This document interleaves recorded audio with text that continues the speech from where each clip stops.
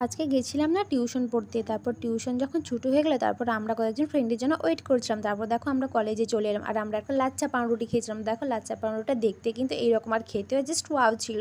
কলেজে ক্লাস শেষ করে যখন বাড়িতে আসি, তখন বাবা বললেন, "তুই আটার প্যাকেটটা নিয়ে আয় তো।" মানে ওইগুলো না আটার তুষারও ছিল। আর বাড়িতে যখন এসে দেখি, আমার লাইফের স্পেশাল একজন মানুষ উনি হচ্ছেন আমার মামা দিদা। উনি আমাদের বাড়িতে এসেছেন। মনটাও জাস্ট হ্যাপি হ্যাপি হয়েছিল। তারপর দেখো বাবা এখানে পুকুরে মাছকে খাবার দিবেন বলে এখানে পেরিয়া, আটা, চাল সব কিছু দিয়ে তাকে ভালো করে মাখাচ্ছিলেন। আর এই যে দেখো বাবা নেমে চলে গেলেন। আর আমাদের বাড়ির পুকুরটা কিন্তু একটু ছোট, মানে বলতে গেলে ছোটোই আছে।